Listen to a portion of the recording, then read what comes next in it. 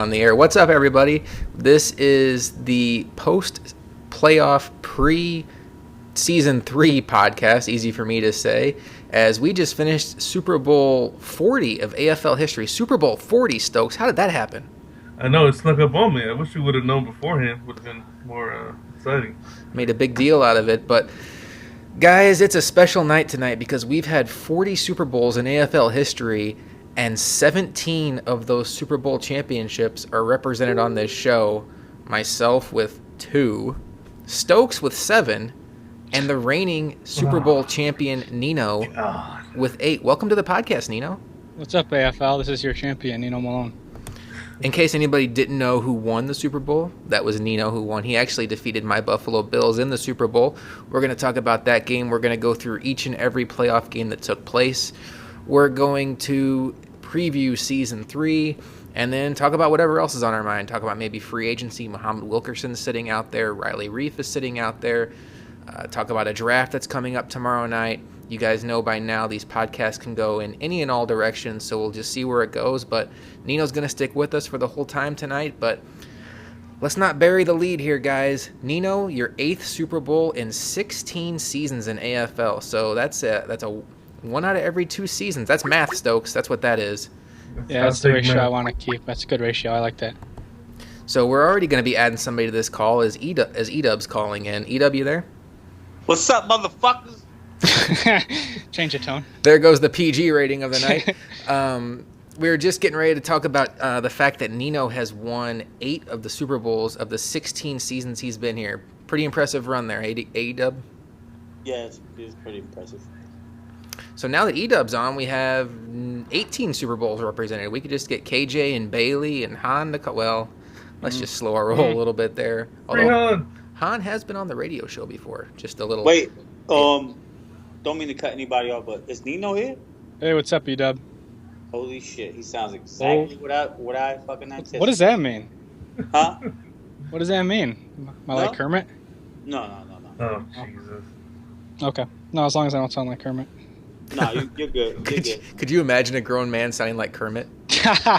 And no one does. It's just completely weird. Was that a goal? Oh. Right, James Stokes is closer to Kermit than anybody else. No, that's not true at all.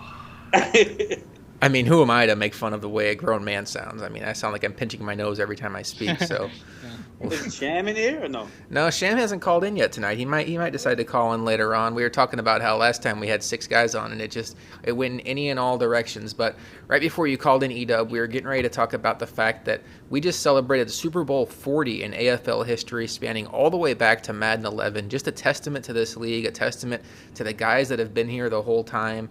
And really, there aren't many guys that have been here the whole time. I'm thinking Mustang, Sham. I mean, even I've taken time off. RVD's taken time off. Magic's taken time off. Ridge is no longer here, obviously. I think the list of guys, Stokes, unless you can think of any that I'm leaving out, that have been here for every single season, you could probably count them on one hand. Yeah, I think it's just Sham and maybe Stang. Yeah, Costa had some. Yeah, Costa's not active right now. Same with Hadley. So those are guys that tend to not play the full 7 seasons we go. So let's talk about the most recent Super Bowl, Nino. And this one's going to be tough for me to talk about because your Minnesota Vikings defeated my Buffalo Bills 24-10. And to me, I think this game had a pretty good indicator which way it was going to go on your first defensive play of the game. Yeah, it was a good game. It would have been a lot better if the first play wasn't such a disaster.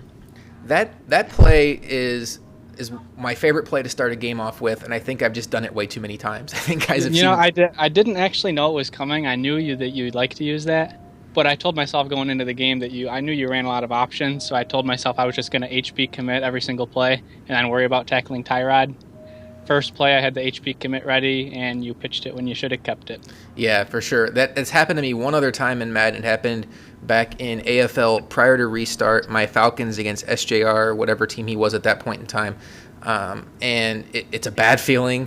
I should have kept it, too, because I think I started my game off against Joker in last year's playoffs with the exact same play, and he HB commit, and Tyrod took it to the house. So... Yeah. But it's not about my Bills. It's about your Vikings. And going into the game, I knew your defense was something fierce.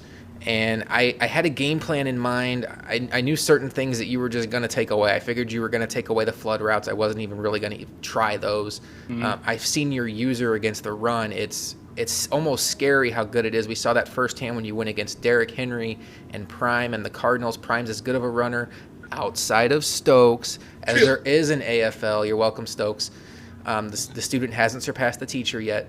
But to me, I just went into that game thinking I'm not going to be able to run inside. I did try to do a couple power O runs just because I think those are harder to use, or because the O-line, the guards pull, and there's not those zone running lanes that are there for the linebacker to blow up. But Nino, your defense is as tough as I've seen. I played KJ in the bowl last year, and I thought his defense was as suffocating as I'd seen. But I would put your defense right there with Stokes and KJ as the best defenses I've faced in AFL. So as a guy who takes pride in his defense, I assume that's a good compliment to hear. Yeah, me and KJ, we play very similar. And, man, your defense was no joke either. We were the two top defenses in the league, me and you.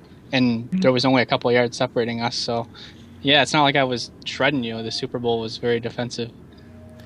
Yeah, the big play you got me with late in the game, I was selling out to stop the run. I was in a cover 2 zone. I was using the deep safety, and I just went out to stop the run, and you just popped it over my head on the post. It's going to happen late in the game. But to me, I think I went into that game almost too scared of your defense. And that's not saying – I mean, I've told Stokes privately that I made mistakes that game, but it's not like I'm sitting here saying, like, oh, I gave that game away. I think all of my mistakes, outside of probably the first play of the game, were forced errors where – you'd user the inside tight end on 4 verts, and then the second I think that the slot receiver's open, you just have that perfect timing. And Stokes has been talking about you on this podcast since we've been doing this, that you have a great timing on defense of locking onto your first read, and then right when you go to that second read is right when they throw it, and I saw that firsthand. Stokes, you see that a lot on Nino streams, right? Absolutely. That I've spoken about it a couple times, and he's very good at forcing you to throw where he wants you to throw, and he's going to sit right on it. And by carrying the first read on a route, he makes you think that, okay, he's not gonna go jump back on the second one when he just does, and then it's an interception. And that's what really separates him from a lot of the players in the league. Yeah, that is my specialty right there. He's definitely one of the best defensive players I've ever faced in any Madden league or any Madden series. So I got to give him that, no doubt. I think earlier in the day, if I have my days right, this happened earlier in the day. You were playing money games as Stokes was your sponsor against Roman and Reese. And I remember Reese said something after the game that you ran cover 4 and cover 3, and usually I see those plays and I drool, but I couldn't get open against you. And I think that just speaks to the fact that not all cover 4s and cover 3s are created equal. There's little adjustments you can make. The fact that your user is never out of place and he's always making plays is something to be said, that a lot of guys think, oh, well, Nino's calling cover 3. If I just call cover 3, it'll work. No, I think all 4 guys on this podcast, we're all used to winning at different levels, but we're all used to winning consistently, and I think we all play very good defense. We can all speak to the fact that defense isn't just calling a play, it's making adjustments, and it's also understanding what the offensive tendencies are. And Nino, watching your user just go from my first read to the second, when I'm just throwing all these random plays at you that I'm just trying to throw you off just to find something you're not ready for, which is why I started spamming the shit out of the running back up the seam, the streak out of the backfield, because I was like, man, he's so locked into these. Like it almost to me, it looks like your read goes tight end, slot receiver. You're taking away the verts because it's so overpowered this year. I was thinking, if I can get that backside halfback streak, maybe I can sneak it in there. But, there's only so many times I'm going to be able to hit you with that before you start locking into that. Yeah. But, Nino, your playoff run actually started week 17 against Edub, because you pretty much had a play to win and get in. We don't know how the tiebreakers would have worked out. We thought we had a handle on them, but there was actually a gaffe based on what I thought and based on who ended up getting the final in the NFC. But for what we were thinking, you had to win and get in, and that game came against Edub. So, Edub, you came out of that game, even after a loss, feeling pretty confident that if you would have gone on to play Nino in the Super Bowl, you could have given him a better matchup, right? Oh, yeah, man. There was a couple of plays, man. Even like when I got stopped on 4th down, it was like his linebacker was like fucking 5 yards behind my guy. He came out of nowhere and batted that ball down. I was like, what the hell? But it was a couple plays that I missed because I mistimed it because that's what Nino does. Like, he makes you read someone else when it's just like it's a front. Like, you know what I'm saying? Like, okay, I'm gonna make you read him, but actually the first guy that you're reading is probably going to be open because I'm going to jump the other guy that you're thinking about. So he's got a really good defensive game scheme. Like, my hat's off to him. Like, I got to give him his props. He's tough on defense, and he could shut the best of them down. Edub was about 10 yards away from ending my season. He was on my 10-yard line, down 4, with 4th and 3 or 4 or something. He threw a slant. My linebacker barely deflected it, my computer linebacker. So that's how close my season came to being my first playoff miss. Yeah, thanks a lot, Edub. Yeah, Edub. I mean, shit, man. I tried, man, but hey, like, it was a good game though. Like, we were definitely back to back. It was a chess match. And 13-9 final, I think it was. That's my kind of game. 13-7. Yeah, 13-7. I got it pulled up on stream right now for the guys that are watching. Nah, but it was. I had a couple games like that this year.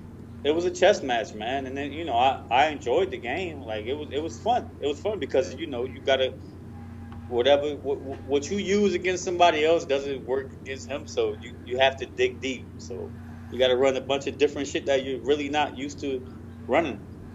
And Edub was like a snowball rolling downhill at that point. A lot of momentum. He had knocked off Stokes. He knocked off Joker. I'm talking about Stokes in the regular season. He knocked off SJR. Edub, you went through a bunch of the top guys. You ran off about 6 wins in a row to end up taking the AFC South. So, and I know you didn't really need the game for any kind of playoff seeding, but you were there to win. You weren't resting guys. But I do want to get Nino's opinion on this. So the game wouldn't have mattered if KJ had lost to Prime week 17. We joked about how KJ could lay down for Prime. The score of that game, I know Prime's good. I know Prime's perfectly capable of beating KJ. Yeah. Score of that game makes me think maybe there was a little bit of a laydown. What's your thought? KJ wasn't going all out. I'm pretty sure he wasn't using all his best plays, but he wasn't losing on purpose either. He was still playing, but just saving some of his special sauce for the playoffs. That's fair. Now, speaking of losing on purpose, we don't leave any topic uncovered on this podcast. Stokes has alluded to the fact that he thought maybe you laid down for JD to give JD a better road to the playoffs. Is there any truth to that? There's no truth to that. I had to worry about making the playoffs, and I don't care about knocking out JD. I'll knock off, whoever. I don't care. I just like winning. All right, so on to the playoffs we go, and we're going to go through Nino's playoff run, but we're going to go through the entire AFL playoff schedule here, as to me this is one of the more entertaining playoff schedules we've had. A lot of big names and a couple of new faces in there, but it all started with a little bit of a surprise as Roman was streaming his Week 17 game against Matt Vane, won the game, and we all thought that meant he was going to get in. As he's on the stream, we advance, and Heartbreak City for Roman. He finds out that he's not in. And Danny, wait, that happened? Oh, it happened. I thought that he actually lost to Vane, bro. Oh, no, he beat him. He won, and he was sitting there telling his friend that was over, I'm going to the playoffs. And then I advanced, and it just got silent. And he says, wow, like 10 times in a row. He's like, wow. So what was it? Was his record supposed to be like 12-4 or something? No, he and Danny Sanchez both had 11-5 records. I mean, it was down to like the 6th tiebreaker. And I guess Danny Sanchez got it because their common opponents, Danny had beaten JD and Roman hadn't, or I don't even know. I don't even want to know the EA logic. But Danny Sanchez makes the playoffs with, in my opinion, a very inferior roster in San Francisco, and he made the most of his playoff debut. Round 1 goes against JD's Falcons, gets a 23-16 victory over JD. Nino, you'd be able to speak to this rivalry between these two. JD says whenever they play, it's a blowout either way. Were you surprised that Danny came away with this victory? No, I think it was kind of a coin flip game. Danny has been with us in the PS4 franchise since like Madden 25, maybe early 25, and he's usually one of the best in our franchise. And yeah, he's usually better than JD. This year, Danny not as good for I don't know why. I really don't, but it doesn't surprise me at all that he got back to his winning ways. He's spending all his time playing Rocket League. That's probably true. He's ridiculous at Rocket League. Is he just one of those guys that's just good at video games? I think I always say Stokes is one of those guys. I think Joker's one of those guys. I have a feeling you're probably one of those guys. Yeah, Danny's one of those guys. That's for sure. Well, Nino, your playoff run started with, unfortunately for Stop Cheesin', a game that many of us saw coming. You win 37-7. This is a guy you have just dominated in your entire AFL career. He has never beaten you in a game of Madden. 37-7. Probably not a lot of memorable plays from that game, but just talk about Stop Cheesin'. Why is it that a guy that many around here consider elite, is it just a matchup thing? Do you think he beats himself before he gets on the field with you because he knows the history? What do you think it is as the guy on the other side of that? I think his run defense is a problem, and I will run it all day if he lets me, and he lets me. And it doesn't help that his defense gets pancaked a lot for some reason. I don't. Maybe he's pass committing too much, but I get a lot of easy runs on him. When I watch him play, and I don't want to give away too many of the secrets, he beat me the one time we played in AFL. But when I watch him play, it looks to me like he loads the box and then he's playing pass defense. Like he's trying to bait you into passing and then he's ready for the pass and you're just not having it. He comes out in 4-6, 4-4, 5-2, and those are traditional. And you know what? That could be another style thing, because if you load the box with a lot of linebackers and your linebackers get stuck on the line, I break it outside a lot. I break most of my runs outside, and if your linebacker gets stuck on the tackle, I'm gone. And who's your running back these days? McKinnon? McKinnon, yeah. He's like 93 speed, I think. Okay, that was. I guess I should know that, seeing as how I just played him in the Super Bowl. McKinnon is pretty good, too. Yeah, he's solid. Well, he's a good Madden player. He's no Derrick Henry, but... And then the game we saw the last time we were podcasting, Edub was on with us. Joker's Steelers dominated Cody's Chiefs 38-7. I was surprised how lopsided this game was, guys. I thought there was probably a better than good chance Joker would win. But Cody, to me, is a guy that even when he loses, maybe not against Stokes, but even when he loses, he manages to score points. And the fact that he just got obliterated, I think it's a situation where Joker got up by a couple scores early. Stokes, you talk about the Joker snowball effect. I think it got Cody in the worst way at the worst time. Absolutely. It's very difficult to look at it and like, man, I've got to stop this offense 2-3 times, and then you start panicking on offense. You're like, well, I got to get quick scores because I got to gamble on defense. So I got to score quick, and then you end up throwing interceptions and so on and so forth, and then you end up down 31 points. We talk about guys that are consistently good. I think Cody gets left out of that conversation a lot.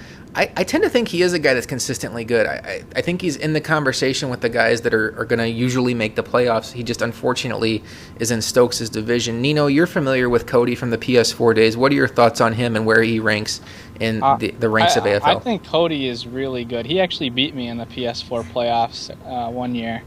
And yeah, but just like in AFL, I don't think he made any of our Super Bowls. So he's just kind of like one notch below the usual Super Bowl winners. But he's capable of beating anyone. Were you surprised by the lopsided score against Joker? Not necessarily. It's just I kind of think Joker's going to win every game for some reason. Just because his offense is insane. I love the way he plays offense. And Cody gets frustrated easily. So if big plays happen, it all can crumble. And then the final game we're going to talk about is Reese's Dolphins against Edub's Titans. Edub, you won this game 34-21. To watching, it looked like the score was the game was a little more lopsided than that. Just talk about your matchup against Reese. I mean, it was. I already knew what I had to try to stop, but it's not easy. But you just gotta execute. I tried baiting him a couple of times, which worked for me. Try to throw him off and make believe I was gonna sit up there and play on something else, and jumped on a couple of his routes and got a couple of turnovers. I had a pick 6 in the game, and it helped me out. But Reese is tough, man. Like, people talk shit about him and be like, "Oh, this and that, and this," but he always comes up with a game plan. Yeah, it wasn't easy. Well, as somebody that is routinely talking shit to Reese, I can tell you the reason I talk shit to Reese is because he continues to poke the bear Yeah. Every time I play a game, he's like, man, Josh ran a lot of man coverage. Man, Josh ran a lot of zone coverage. Well, you can't have it both ways. There's really only man or zone on defense. So, Yeah. but, 12-4, Reese had a very good season. Congratulations to him. Congratulations to Cody, 12-4. Nothing to sneeze at, even though they did lose in the first round. JD, 10-6. Had a lot going on. And then Cheesin, unfortunately, I think of the 4 teams that lost in the first round, I'd say Cheesin's season was the most disappointing. Kind of stumbled into the playoffs and then went out with a thud against the guy who went on to win the Super Bowl. Tough draw for Cheesin, though, in the playoffs. Both years in a row, Stokes, he draws the runner-up in the NFC North, which is not your normal runner-up. Absolutely. That's what I love about the way AFL is set up right now. There's no easy route to the Super Bowl. I mean, unless you play Roman or something like that. But Yo, I mean, I'm not gonna lie though. There's been a different Super Bowl winner every year. Yeah. yeah, there's It's no reason, crazy because back to backs rather. I'm like, shit. I think I should have had one already, but fuck. It seems like every time I get my quarterback, it's a restart. But we'll see next year. This year right here, man, I think I'm ready, man. Well, an indication that you're ready is what happens in the second round. And guys, you're both on, so let's go ahead and talk about it. The Tennessee Titans break the Raiders' heart 38-28. Now, Edub, you had a victory over Stokes one of the later weeks in the regular season, so you went into this game with a certain level of confidence. And you guys also have a history, NFC East rivals from the original AFL Madden 16, so you guys know each other very well. Kind of a high-scoring game for two guys who know each other and play defense. Edub, from the winning side, just tell us your thoughts on this game. Well, playing Stokes is all, it's all about getting ahead early. If you get ahead early on Stokes, then you're probably going to be, in a good situation to win the game because Stokes' passing game isn't as good as his running game. So, he's going to run. He's going to get a big chunk of yards, but that clock is still going to continue to move. So, I just went in the game. Once I went up 17, I was like, okay, I'm in a good position. I just got to stop him on a couple of his runs, and I have a chance to win this game. But his running plays are second to none, and his defense is pretty good. So I was kind of surprised when a couple of those plays were open, and I was like, holy shit! I connected on. It was it was a good game though, because he still fought to the end. Stokes, I think this one even more so than the RVD loss. The RVD loss, I think, is more disappointing from the standpoint of who the competition is. No disrespect to RVD, but Edub's a guy that wins and contends for Super Bowls, and that just hasn't been RVD's history. But I think from the roster standpoint, you finally had, in my opinion, your Raiders where you wanted them. You had depth at the right places. You had studs at the right places. You had, gotten rid of Allen Robinson and turned him into a couple of defensive studs. I think you really had a roster built for you to make a championship run. And from my standpoint as an outsider, I think that's what makes this particular playoff loss even more disappointing than the RVD one. Would you agree with that? I would tend to agree. I came into the game feeling pretty good. If you would have told me that Corey Grant would have 200 yards rushing and 3 touchdowns, and I lost. I was thinking the same thing. I'd have told you're damn crazy, but I gave up 3 passing plays of 60 yards or more. That's never conducive for victory. So it was just unfortunate. And just like that, Stokes is out in the second round. And Hey, you're my bitch, by the way, Stokes. oh, okay. That's so.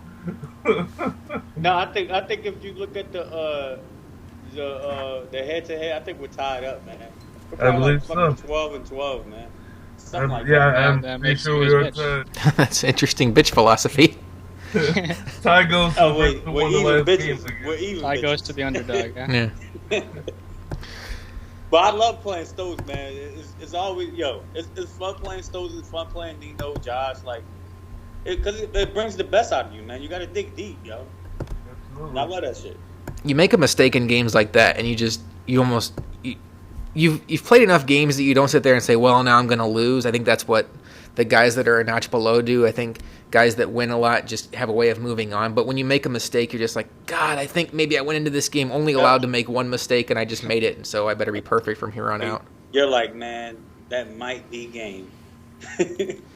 So let's wrap up the other AFC matchup. That is my Buffalo Bills, 31-21 over Joker Steelers.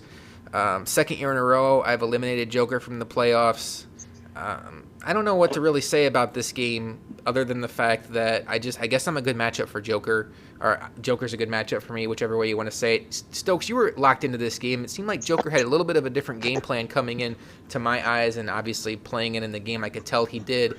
And it was a punch counter punch. I had to figure out what he was doing, and then when I did, I hit him with a counter punch, and then at that point in time, he wasn't able to counter my counter, and that's why he didn't score a point in the second half, and the Bills ended up winning. But no game against Joker is ever easy, win or lose. We've all on this podcast beaten Joker, and I think we've all on this podcast, with the exception of Stokes, lost to Joker in Madden 16. I could be wrong about that.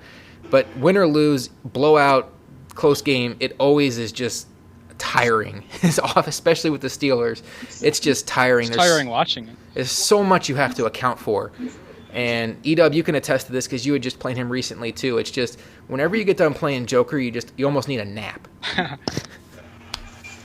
So my Bills get the victory there. A disappointing loss for Joker as a guy who I think has the perfect team built the perfect way for the way he likes to play, and he keeps running into my Bills, and it's just, I think any other path he'd probably have a better shot the way he plays. But now let's talk about the NFC. And Nino, you go against Prime and the Cardinals, and unlike with Cheesin, who's a perennial bridesmaid, Prime's a bridesmaid that a lot of guys believed in this playoff run. He got the bye. He had the league-leading rusher. He always plays good defense. But you went in there and handled him 31-17.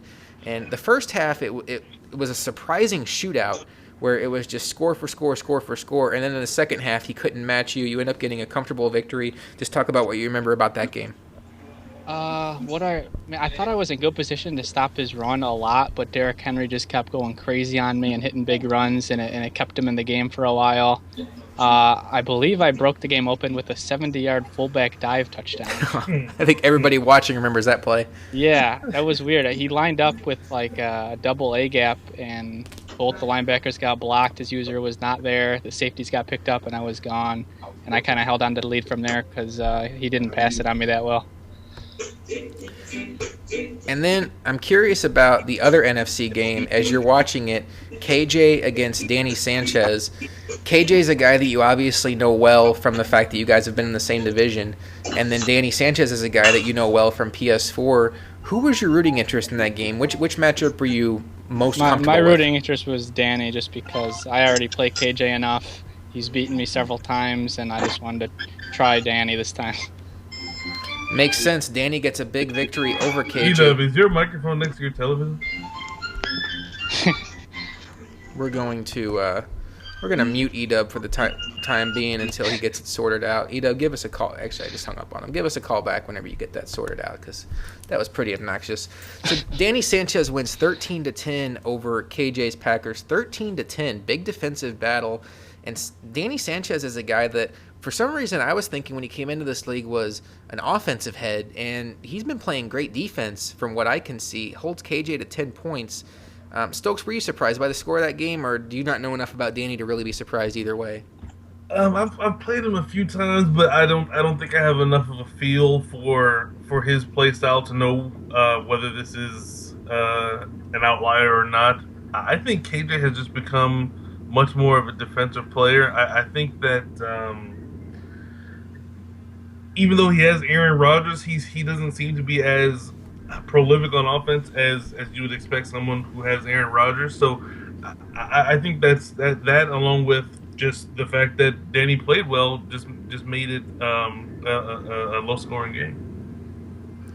And then for the guys that survived past the second round, to see Stokes, KJ, Prime, and Joker get ousted in the second round, it was kind of a sigh of relief because the path to the Super Bowl just got a little bit easier. Nothing against the guys that won, but you got two of the best players in AFL history, Stokes and KJ, out of the tournament. You have probably the best overall roster and a very good player in the Steelers out of the tournament, and then a very good player in Prime also sees his season come to an end. So then we advance to the conference championship round. Maybe Edub will call back in. Edub, are you back on the line with us? Yeah. Okay, so let's go ahead and knock out our game. I was taking the piss, man. My bad. I left my phone by the TV. Oh, no worries. So we just talked about the divisional round, and now the conference championship game. My Bills get a 16-13 victory over Edub's Titans in the snow. Edub, every time we've played in Madden 16, it's been a close game. I want to say it's been a field goal game, and this game was no different. Unfortunately, all 3 times the game's gone in my favor, but all the games have felt like a coin flip.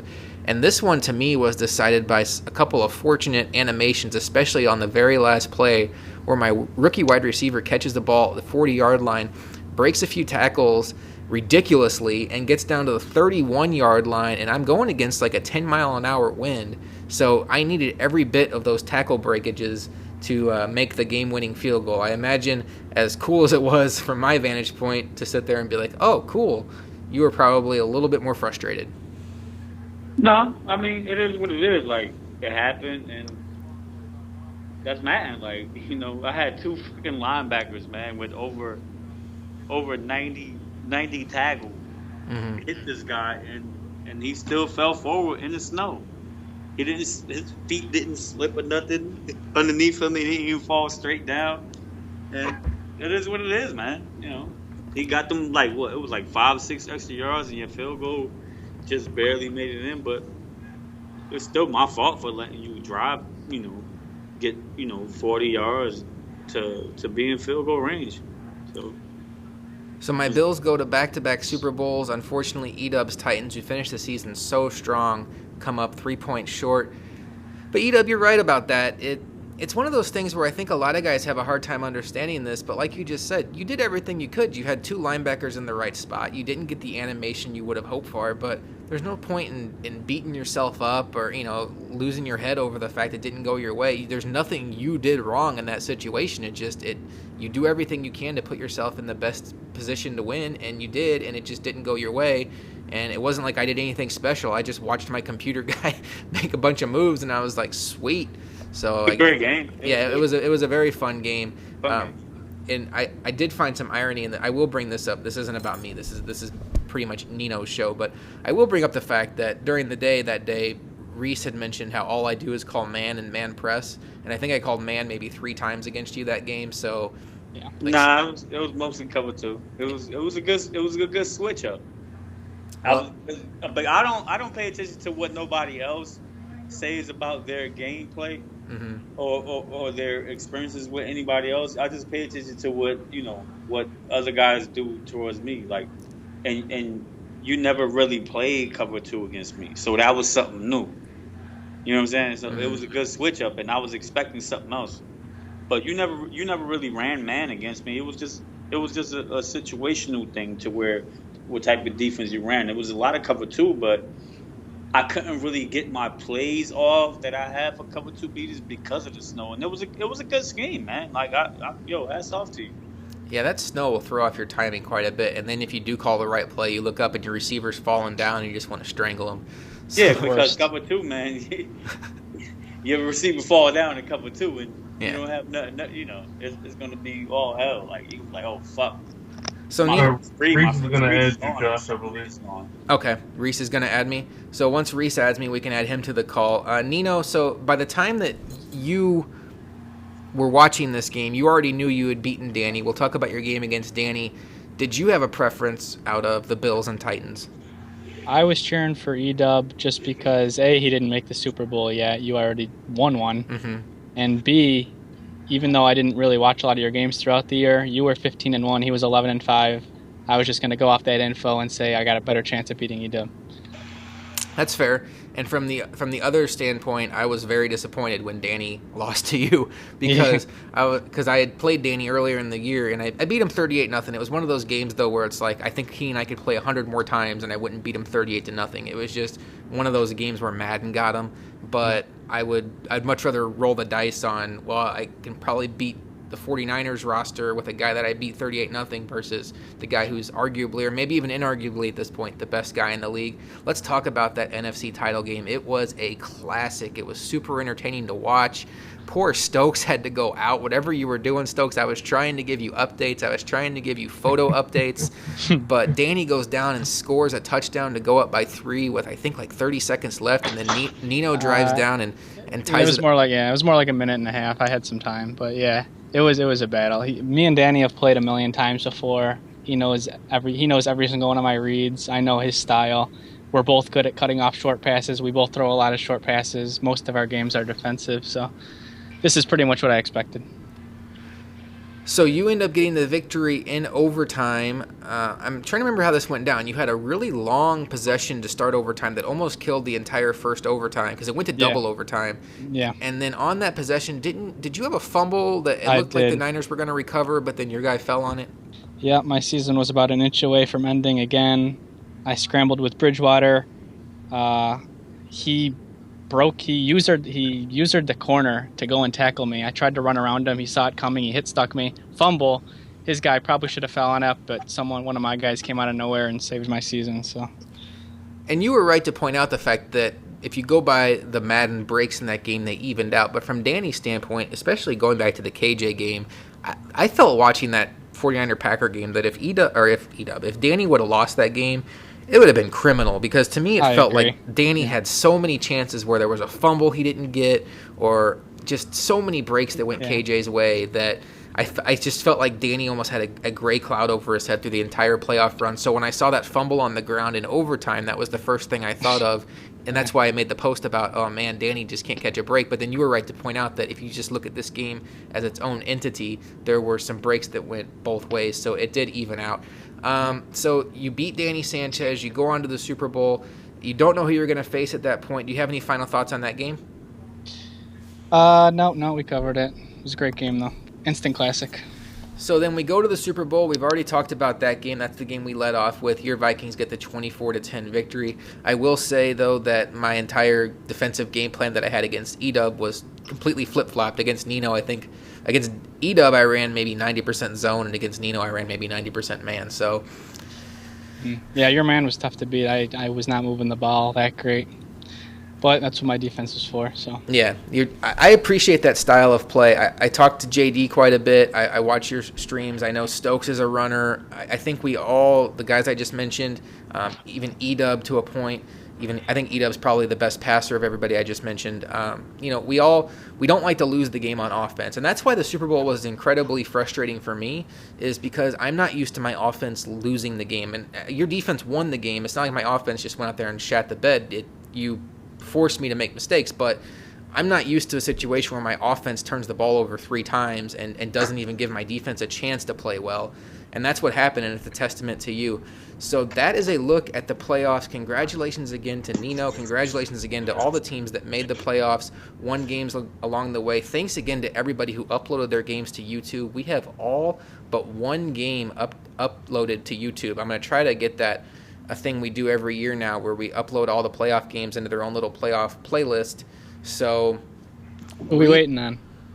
We're waiting on JD to upload his, but JD's got a newborn at home, and he also has started to get into division, so we'll give him a little bit of we'll cut him some slack.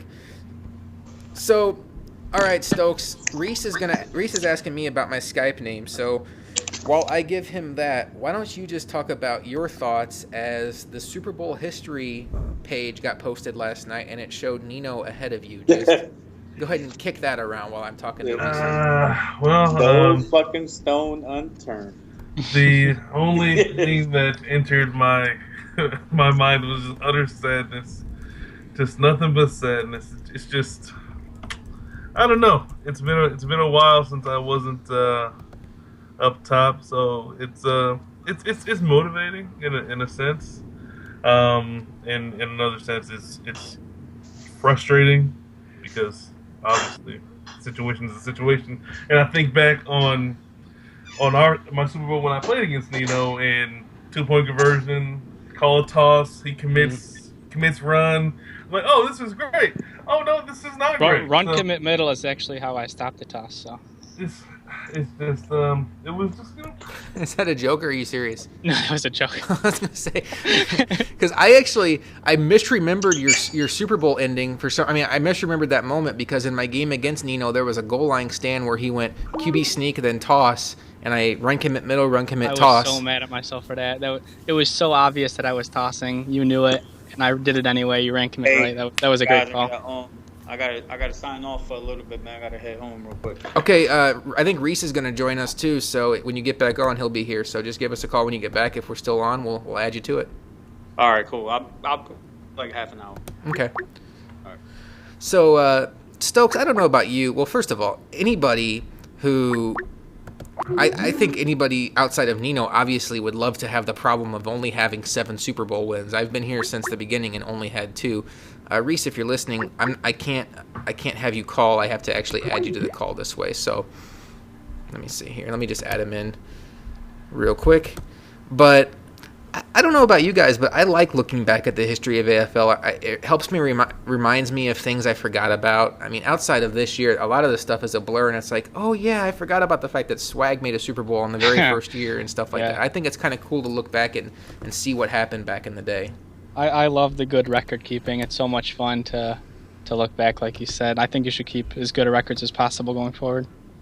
Well, Stokes and I have been kicking around an idea of how can we go back and track the history of AFL. We had the history page on the Weebly site, and you know that obviously it just became too much work to keep that site up when Facebook works so well for it. But we're kicking around some ideas for a way to go back and do that because I love the history. I think it makes it more meaningful, if you could say that, to when you win a Super Bowl to know that your name's going to go on a board like this or that you're going to be added to the history page. I just think stuff like that, to me, it means more, so I hope it means more to everybody else. Yeah, I agree with that. All right, well, we're trying to dial up Reese here. But, guys, we're going to turn the page here. Reese, are you with us? Yo. What's up, Reese? It's good. Stokes, are you still there? I'm still here. Great. I'm just crying. Stokes is crying in his 7th Super Bowl. He should be. He should be crying. Toronto 2-2. Oh, shit, you're right. I haven't looked over in a couple minutes. San Jose 3-2. Boo. Why are you cheering for the Pittsburgh Penguins? I'm cheering for the Blues because I live in St. Louis. Go Pens. Oh, that's right. Yeah, but they're just... I mean, I'm not a huge hockey fan, but to me it looks like San Jose is just a lot better. That cup's coming to Tampa. Tampa Bay has the goalie who shit himself, right? Yeah, pretty much. Okay. What's going on, Reese? What's going on, y'all? Not too much. We just recapped all of the playoff games. We're not going to go back and go through them game by game, but yeah, I heard it. It's pretty accurate. Any thoughts you want to share with us on any of the games that took place? Obviously, your game with Edub could be one that is near and dear to your heart, but just any of the games. I know you were watching them. What are your thoughts on the playoffs?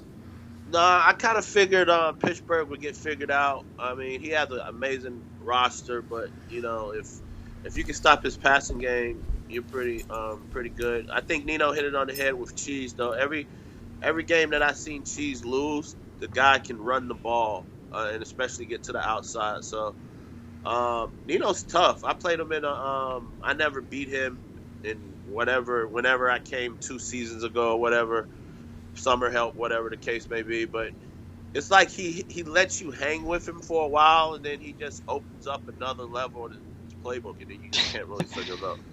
Yeah, that's not me letting you hang. That's just me locking down in the second half. Once I tend to not give up a lot of points in the second half once I make my small adjustments. So, well, Reese, we were talking about you earlier. We talked about the fact that you get into it with a lot of guys on the page. I'm one of those guys you've gotten into it with recently, but I do enjoy your personality. I enjoy the fact that you post memes whenever you're getting into arguments with people. I think it's a fantastic way to communicate. I love the fact that I forget who it was. Was it Josh Garland earlier that wanted to move some linebackers to defensive tackle, and you were just smashing them over the head with memes. I think I liked every one of those comments. So, what is it about this connected franchise environment that you love the most? Is it the competition? Is it the shit talking? Because you seem to thrive on the shit talking, even if things aren't necessarily always going your way. At the end of the day, man, it's all about just just competition. Sometimes the shit gets too heated. You know, alpha males get in the room and shit gets crazy. But at the end of the day, for me, Madden is a release. I put Madden down like 4 years ago. I was always a college NCAA dude. And then when they stopped making that, I picked Madden back up. And when I first started this game, I'm super competitive, so I'm gonna talk shit regardless if I suck. But it's more about me getting into the game. It has nothing to do with, you know, if you talk shit back, that's great. If you don't, that's great too. I don't take it personal, really. I don't. I mean, I really do hate Matt Maine and Tyler. He's cool. He's a cool little dude, but Yeah. it's just something about Matt. I feel like everybody in the league, I feel like I can have a drink with, except him. So, I don't think you're alone in that opinion. I think that would be the popular opinion. but the talk shit is really, I mean, just to keep the league popping. You know, Mhm. it really has nothing to do with anything else, man. I mean, I take a loss just like anyone else, and when I win, you know, everyone's cool on that. But the talking shit part, it's just really just to keep the league going. It has nothing to do with like my personality is like that, but I talk shit and then the next day I don't even think about it.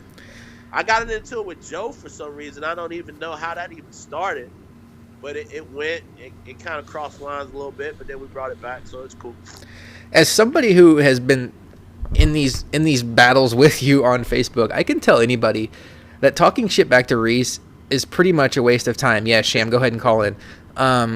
Because I consider myself really good at trolling, especially if I have the Madden victory in hand, and I am trying to hit you with every single thing I can, like get a new hobby, go take up checkers. I mean, I am trying everything I can just to piss you off, and it doesn't work. Hey, Sham, I know we just added you. Can you close out of the stream?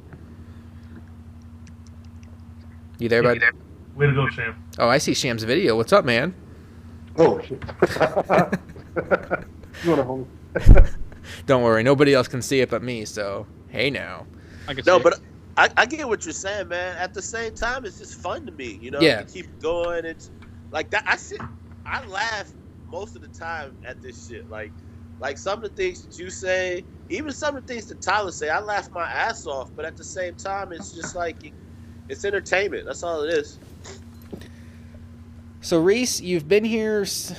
I was gone all of last year. For those that don't know, my firstborn was born last year, my daughter, and I found out my wife was pregnant right around the time Madden dropped. It was actually NFL opening day that I found out that she was pregnant, so it was probably a few weeks after Madden dropped.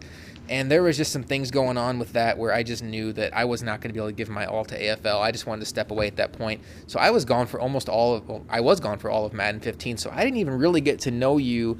And the first I knew of you was there was some annoyance with you posting recaps only when you win. And so then, I'm like, well, who's this new guy that just wants to post recaps when he wins? So we started off on a bad note anyway. But I've actually grown to like you. I think you're funny. I think you're really good for the league. You're obviously a good owner. But I enjoy the personality aspect, especially, in May when there's just not a lot going on. Guys are doing their own thing. A lot of guys still aren't interested in Madden. So I enjoy the arguments. I've loved being in your division. It's kind of lit a fire under me because I tend to get bored in the regular season sometimes. I'm not trying to be like, oh, I'm a playoff guy. I go every year. But, sometimes in May, the regular season, it gets a little tedious. It's like, oh, I guess I got to go play this game. But, when you have a guy in your division who's always popping off at you and always, trying to get under your skin, it just makes you, it keeps your juices flowing. So from that standpoint, I do appreciate it. Stokes, you and Reese got off to an interesting start because you were the one that bet him that he wouldn't make the playoffs.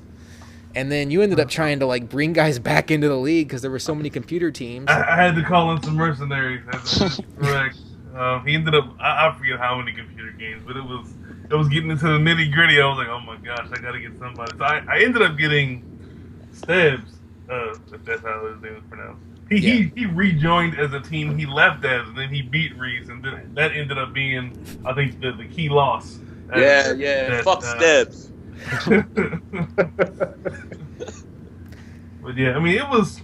I don't know. I don't even know what triggered it, but I mean, it ended up being what it was. And No, I'll tell you what triggered it is when I came in. Sham brought me in. I think I had the fucking Colts or something, and you guys were just good, man. Like I was a part of another league that was all right, but everybody I played in the NFL was good. And I had a game with, I'll never forget. I had a game with Tyler, and he beat me, but the way he was fucking playing, it just didn't sit right with me. So after that game, I posted some shit. Then everybody jumped on me. The next season, I said I was going to make the playoffs, which I didn't because you guys totally destroyed me. But I told Ed, I said, look, man, I got to get better at this game. But I didn't know anything about man. I didn't know about like the points and about. I didn't know nothing about man. He lied with me for. Well, you need more points than your opponent to win a game. No, I'm not Sham, take notes. about that. I'm not talking about that, bro. I'm talking about like the extra shit after the game, like you know what I'm talking about. But anyway, Yeah. I just vowed to get better, and I vowed to beat everybody in AFL. So that's what came out with that checklist shit. Okay. Stokes, you're on the list, right? Yeah, he got a check. He got a check mark. He beat me. Yeah, he got a check mark. I mean, I done took more check marks, but he got one though. That's all it takes. That's a little giant. All right, guys. Well, let's take a look forward now to season 3 of Restart. I would say probably a better than good chance it's going to be our last season of Madden 17. I mean, or Madden 16. You never want to say never. We could throw out a bunch of 24-hour advances, and all of a sudden it's mid-June, and we're like, oh shit, let's just do it again. But I mean, the way last season ended it wasn't a good look. Yeah. I mean, there were so many forces given out, and people just not trying to play. It was not very intriguing for everybody. But you know what my favorite thing is about the Restart League and about the summertime leagues when we bring Reese called himself a summer fill-in. I love that term because you always have guys in that mix that rise up and become core members. Reese is a perfect example of that. We found Mega as a summer fill-in, and he's been a core member.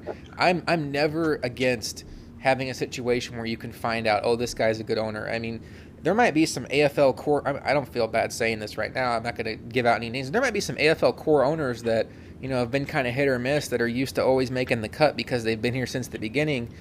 But I hate to tell some of you guys this, but like a lot of our newer guys in this AFL Restart League have really impressed. And there's going to be some tough decisions when it comes to the Madden 17 cut list. So we've had a lot of guys that I know Stokes will attest to this too that have really made us think that it's a good problem to have, but we're going to have some serious discussions about who's in and who's out coming down to Madden 17. I mean, I can definitely agree with that, though. I mean, just being here from the beginning, in AFL from the beginning, you can, it was, from the time that we started doing the restarts, even before that, towards the tail end when certain guys would just kind of tail off, other guys would, kind of fit for them. And guys like me and I know a couple of other people will kind of go to bat for him, but because, like you said, because of guys being here for so long, they were kind of just still, those spots were guaranteed for them. And now it's just like, guys are, towards the tail end of, this past Madden, falling off kind of early. Guys like Danny, Guru, Guru. They're just sliding in and, looking good. So, if, I mean, no offense, but, you guys, I'm always for whatever is best for the league. So if guys don't make it, it's on them. I think you have to find a way to draw a line because I think you don't want to hold it too much against somebody to lose interest in May. I'll give an example of a guy like Swag. Swag's been here every year, and he had a couple of rough Maddens, but this year, to me, he's been fantastic. He's been super active, and then I'd say just about the time May rolled around, he's been kind of hit and miss. But it's like, are you really going to hold it against a guy that May rolls around, he's hit and miss? Or are you going to look at his whole year in a body at work? But Sham brought up a great name, a guy like Danny Sanchez. He comes in for the Restart League. He's super active. I'm never, ever at advance having to be like, Danny, when are you getting your game in? And if there is an issue, it's because his opponent's not getting back to him. He hasn't had any complaints about his game style. So are we really going to hold this guy out of Madden 17? I would say that the chances of that are pretty remote. So then you have to look at the guys that aren't here Okay, who's getting cut off the list? Those are the decisions we have to make. So I love the fact that guys like Nino and JD went out and brought in a bunch of their guys from PS4, because to me, let's get the best 32 together. It's not about, oh, well, this guy's my buddy. He's been here since Madden 11. Well, if you've been here since Madden 11 and you're my buddy, but you're a shitty owner that we're always chasing down, or you're scheduling your games for the 47th hour, it's not doing anybody any good, Kimmy. Josh, you guys had but let me say something. This early Madden, though, the beginning of this Madden, I didn't make the list. I played in the summer, but you guys had some terrible picks, I feel. I mean, Mike's my boy. He made the list. Who else made that? Dallas, that guy that loves Dallas, that crazy dude that always records himself. he made the list. Shadow? Shango. Shango. Yeah, Shango. That dude's nuts, bro. Dude, he is nuts. I'll give you that. Did you ever watch a game, man? That dude. Yeah. Hey, it's super entertaining, and he has like thousands of followers. I love it. I've been watching Shango before I even knew him in Madden. He showed up in a Madden league. I'm like, are you the real Shango? But I think this time around, I think a lot of people did prove themselves. I told Sham and I told Scott that if I ever get in, you guys will have to kick me out. Really? I think besides that, this go around will be tough. It depends on who you let in, whatever. Well, I'm not gonna like toot my own horn here, but I will say this: I was really hands off, and I'm not trying to say like, oh, these guys screwed up, but I was really hands off, and Magic was too in the owner selection process last year, because Magic and I were both really inactive in Madden 15, so we deferred a lot to the other owners that were here, and my personality is more of a bad cop personality, where I know, okay, you know, Berto and OD have been here since Madden 11, so it's cool to get them in for nostalgia reasons, but no, fuck that. We're going to get the best owner, and I don't care if it hurts their feelings. So for me, I think having me back as somebody that has been active in Madden 16, I think I'm going to be more of a voice of the guys that maybe don't have the long AFL resume, but they, in the time they were here, they really impressed. So, and I think Stokes leans more that way as well. I don't want to get into how we decide who's what, but you have to almost be a little heartless with it, and it's hard to do because you form friendships with guys, you've bonded with these guys. I mean, it's almost kind of like a small family, especially if you've been together since Madden 11, and you hate to be like, sorry man, you're no longer in the club. I mean, you feel like a dick, but it is what it is. You have to do what's best for the league, and I'm not afraid to be a dick, so that's just, I don't mind being the bad cop. So there's one guy I thought, like, honestly, like, if he just had like really shitty luck and with crazy things going on in his life, personal life, Justin, like, I thought that starting off, dude, I'm like, oh, he's a shoe-in, and then life Thomas happened. or King? What? Thomas. Justin Thomas? Okay. Yeah. After his first game, when he made came up with the Redskins meme, Jordan face meme, I was just like, oh, this dude is a shoe-in. Life happened. So Justin, Jay, he good, man. He just going through some shit right now. And as I don't necessarily want to get into like, oh, well, this guy should get in, this guy shouldn't. It's not fair to the guys like Justin Thomas and guys like that. It's not a healthy conversation to have in the public. I think, in my opinion, there's a time and place for that down the road. We are going to do an owner selection show at some point. I've reached out to guys that have been around some of the newer guys, if they're what you would call bubble owners, and been like, all right, is this guy really AFL material, or is this guy just putting on a good front because he's trying to get a spot for 17? And I've gotten honest answers from our guys because they care about the best of the league too. I don't want to say who I've talked to, but if I reach out to you, I always appreciate you being honest, because this is your league too, and I want you to take ownership of that, because if we have the best 32 owners, then you're going to have the best experience too, and the guys I've reached out to have done that. So, all right, let's take a look. Well, first of all, guys, are you surprised Muhammad Wilkerson is in free agency, and how much money is that guy going to get? How did he end up in free agency? Who didn't tag him, yo? Stang, he tagged Dak Prescott instead of Logo. Oh, yeah. Well, that's why you got to sign people week 1. Yeah. He franchise tag a quarterback? Yes, sir. I mean, I guess I get it. I don't know what Dak Prescott's attributes are, but Muhammad Wilkerson is ridiculous. I mean, they're not Wilkerson's attributes. And the way defensive tackles can dominate this game, Marcel Darius. Yeah. I'd have a hard time letting Wilkerson walk out the door personally, but I also understand, like, you don't want to lose your franchise quarterback in the last year of Or How's he your franchise quarterback when he just got picked up this year? Well, this is year 2. I think he would have had a better chance at retaining Dak in free agency than he does with Mo Wilson, without a doubt.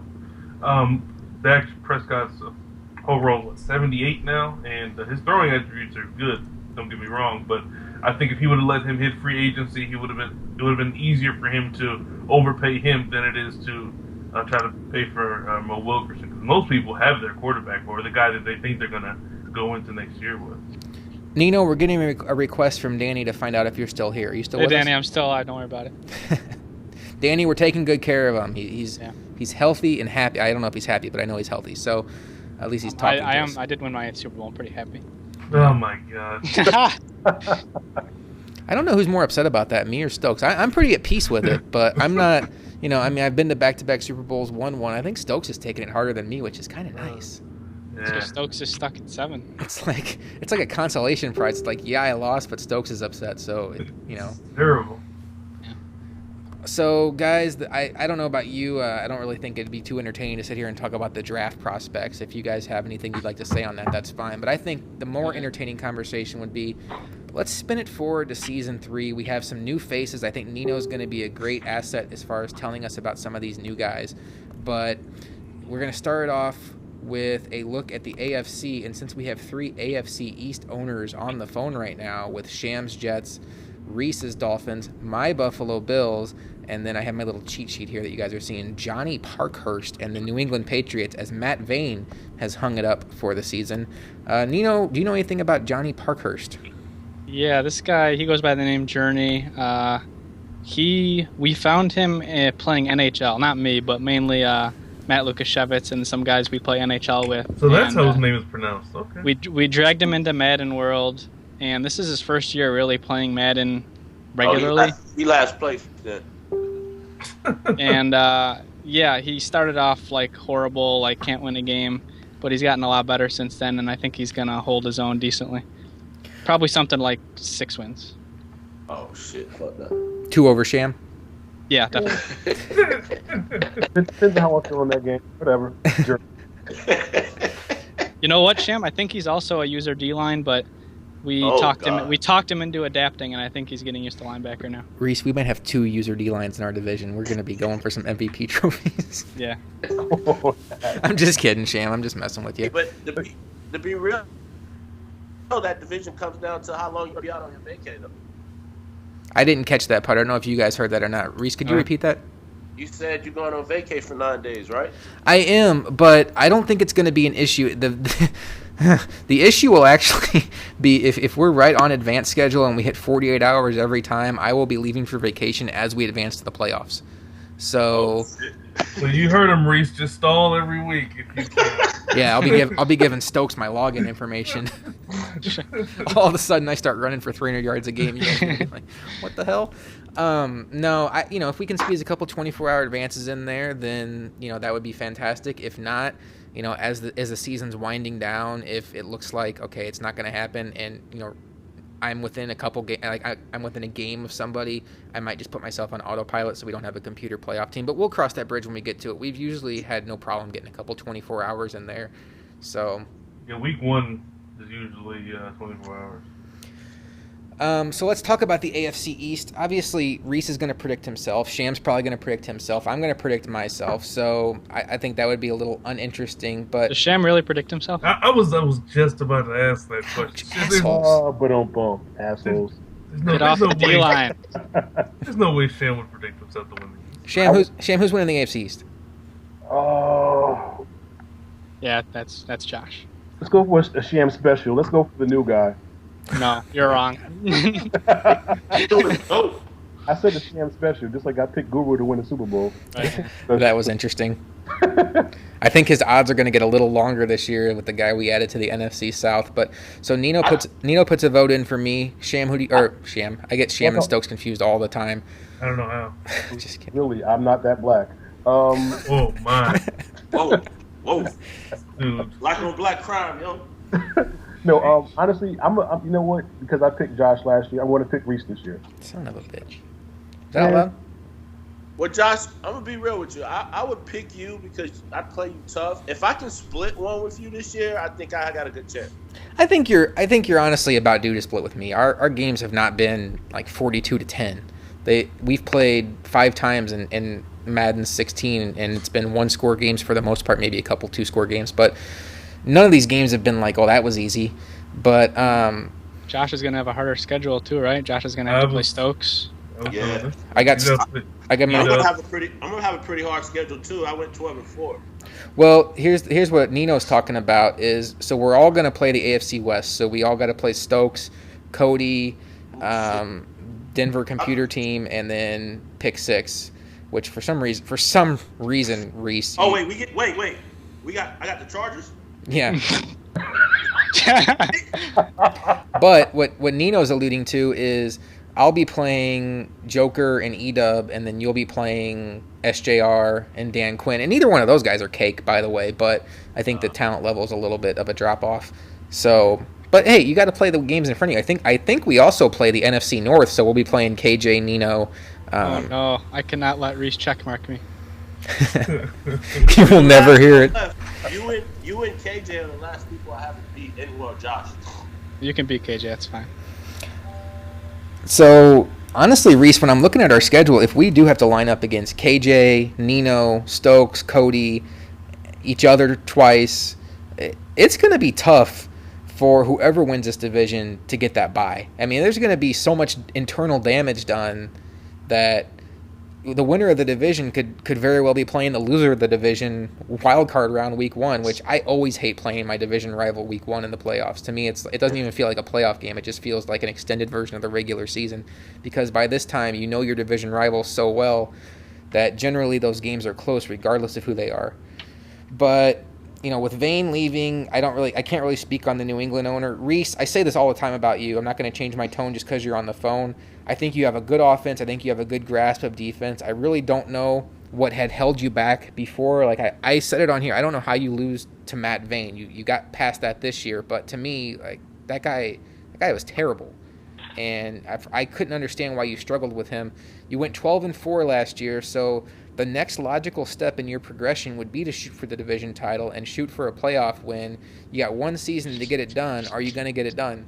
Yeah, I just got to be more balanced, man. I have a tendency to show my hand first quarter, second quarter, and then third, fourth quarter, you guys figure me out. I just need to be – I mean, I have a shit ton of fucking things I lab on. I just never get to use them. So I need to be disciplined. I need to play football, and I just need to be more balanced. So I think I showed a little bit of that this year with the running game, or tried to run a little bit. But I just need to be more balanced on O and on defense. Just try to take away what you do best. And Sham, what we want to see from you this year, and I say this with all sincerity, I want to see you try to use some guys in the back seven just to get some confidence built for Madden 17. I think your offense is actually pretty decent. You make really good reads in the passing game. So I think if you can just figure out some defensive user skills going into Madden 17, especially with the upgraded defense that we should be seeing, it could be very beneficial to you. So we'll see what happens in the AFC East. Let's move over to the AFC North. We have Joker Steelers. We have Swag's Browns. We have Dan Quinn's Ravens. And we have Justin King's Bengals. To me, this comes down to Joker's Steelers going away. And I think Quinn has a chance to challenge for a wild card spot. Swag and Justin King, no chance. Stokes? Status quo, just like last year, the year before. What do you think, Nino? Yeah, I mean, we all know what's going to happen with this division. Joker's going to get about 13 wins. Dan's going to get, like 8 or 9. And the rest are going to get, 2 to 4. Reese, what do you think? Yeah, Joker's tough over there, man. He doesn't really have. Dan's solid, but I don't think he has enough to knock Joker off. And then Swag, and even though Cincinnati beat me last year, I just don't think he has enough. And Sham, where do you stand on this one? As much as it pains me to say it, Joker's taking a division. Nino, tell us a little bit about Dan Quinn. Where does he stack up in PS4, and how do you think he ranks among AFL owners? Because I've played him. I watch his streams. I think he's a guy that looks like he has some talent and could compete for playoff spots. He does have some talent. He's beaten me a couple times in the past. In our franchise, he makes wild card most of the time. The the middle of the pack in AFL is stronger than our middle of the pack, though. So he's picking up a couple extra losses in AFL, ends up with 8 wins in AFL. So he's more of like a make playoffs, once in a while type guy here, I think. Move over to the AFC South. This was Edub's division last year. A very disappointing finish to the season for SJR. Had a tough loss. Had a monster win over Nino's Vikings that I thought was going to put him in position to stay alive and win a wild card spot. But then he had a very disappointing loss to Cody's Chiefs. Just couldn't get his defense off the field. And then he lost to Stokes. Or actually, Stokes, he threw in the towel against you, right? Mm-hmm. Yeah, so after the Cody game, he didn't really want to fight for it. So he ended up going 8-8. Luca went 7-9, and then we have a new Texans owner, which is Philly, I believe is his name. I don't know much about him at all, to be honest. He's not a PS4 guy, is he? No, I don't know who this guy is. I forget what league that Mega knows him from, but he's one of Mega's guys. Oh, that's right. Mega brought him in. Okay, that's cool. So Philly comes in. I don't know how many of those games he contributed to in 2 and 14, so probably not many, especially since near the end of the year we were simming a bunch of games that didn't have any playoff implications. I think we're still due for a year where SJR wins a division or makes a playoff run, but I think Edub right now has started to hit his stride with this team, so I'm not going to pick against Edub. I think Edub probably is going to go on pace for, especially if they're getting matched up against the AFC North. That's probably at least 3-1, and I give Edub a 50-50 shot of beating Joker, so he can go 4-0 there. I think Edub has a tremendous shot to win 12 or 13 games and get a bye, and I think SJR, with a little bit of a softer schedule, has a chance to challenge for the wild card spot. Luca also is in that conversation. He needs to play more consistent. I see him beat guys like Edub and play close against guys like Stokes and Nino, and then he loses games to guys that he just shouldn't lose to. What's the deal with Luca, Nino? Is he a guy that doesn't make the playoffs very often, or is he inconsistent? He's a playoff half the guy kind of guy. It's going to be tough for him to top Edub, though. I think he has too many games where he throws interceptions and he doesn't run the ball. So if you can pick him off, it's over. You're going to win. Definitely puts up a lot of passing yards, but throws interceptions in the process. Stokes, who do you like in this division, and how do you like this shakeout below whoever you pick to win it? I think it's very fair to say that Edub will win the division. I mean, I see SJR play, and that pass rush is so nasty. Aaron Donald is a problem, and there's some games where that D-line just dominates a game, and you see the blueprint for him to win the division, but it just seems like it just doesn't happen often enough. So I think that Edub will win the division, and I say that SJR is going to be close, but he's going to miss the wild card because of the 2 normal wild cards. And Sham, what do you think about the AFC South? Edub takes the division. You agree with that, Nino? Yeah, I agree, and I think the wild cards are going to stay the same too. And Reese, you're not going to go against the Edub pick, I wouldn't expect? Nah, Edub's going to win. SJR could. I just don't think he got enough firepower on O, and then kind of like what Stokes says, if his defense is on, he's a problem, but if that line doesn't get to you, then you can pick him apart. Stokes, is there any reason for any of us to pick against you in the AFC West? No, not at all. Tyler, I've got that man's heart. He's not winning this division. Will he get a wild card again? I think he will. I think he's good enough to beat the other people on the schedule, except for Cody. Cody. And I just think that, I mean, he's good enough to beat most people in the league, if not everyone. But I think that he's just not going to win the division. Now, keep in mind, Jamal Charles lost some serious speed this offseason. Cody was a little rattled about that. So he might have to win a lot of games, 13-10. He did trade for Julio and Matt Ryan. I don't know what kind of stats Julio put up, but it seemed like his offensive passing firepower didn't take off like he had expected it to. He was very much a runner. He's a runner. He's definitely a run-all-day kind of guy. Let's see. I have no reason to pick against Stokes in this division. I think Cody is obviously a team that's going to be in contention for a wild card. I wouldn't be surprised if he falls out of that mix just from the fact that the West is getting matched up with the East. Stokes, do you know who you guys are matched up with in the NFC? I do not know. We played the South this year, and last year we played. You played us. The North. Well, I think that's a big difference. And I think if you go against the West, you got Prime, Roman, and Danny. And if you go against the East, you basically have Cheesin. So, like, I think that would be a huge... If you guys go against the West, I think there'd be a lot better shot that a guy like... I think it's most amusing that you left out Bailey, the NFC West. Yeah, exactly. I forgot about Bailey. I was trying to think who the fourth owner was, and I was like, well, he didn't make the playoffs, so he must not be very good, and it might be the best guy in the division. So that's a huge tell, I think. If we know that you guys are going against the West, I might be tempted to scratch Cody from the playoffs and put a guy like a Dan Quinn or an SJR in there that didn't make it before. But Cody's been pretty consistent, just consistently loses to Stokes along the way. It seems like we're all in agreement that Stokes is going to take this division. Let's go to the NFC East. This seems to be the easiest division to predict along the way. Cheesin's probably going to win this division. I think Mustang's a guy that could push him, but Mustang's a guy that has been around 8-8 every year. Maybe he can get himself to 9-10 wins, but losing Muhammad Wilkerson's not going to help. I haven't seen anything out of Justin Thomas to indicate that he's going to have a real shot to win this division. And then taking over the Philadelphia Eagles, we're going to have to go back to Nino for this one. Anthony Scorzo? What can you tell us about him, Nino? He was Journey's NHL friend. We met him both at the same time. He's got the same story as Journey. We just brought him over to Madden this year. Started off rough, but he gets better. He got better really fast.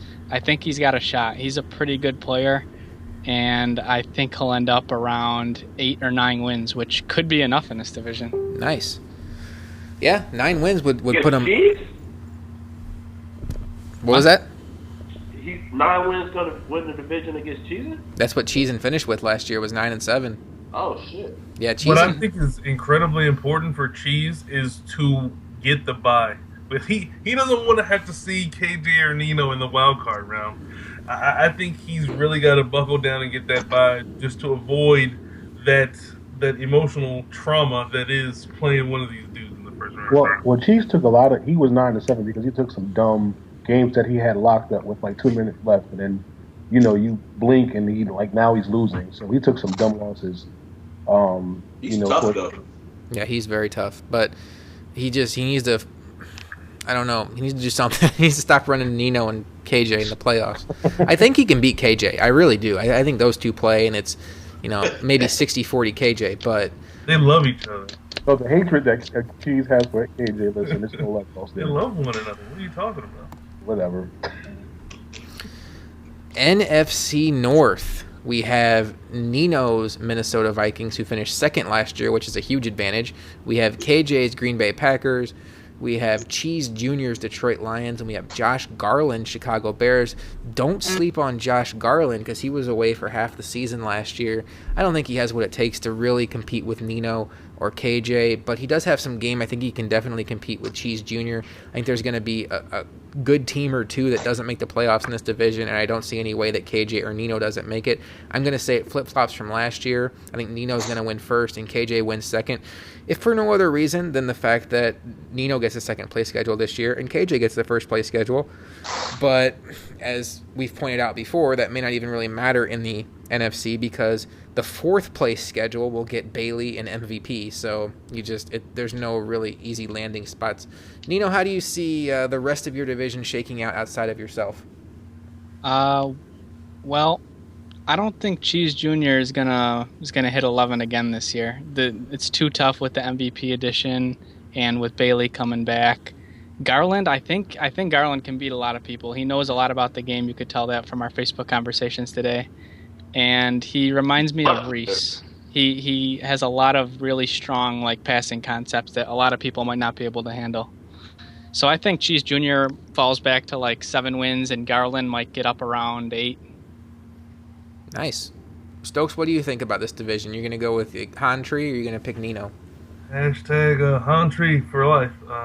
That's how we roll around here.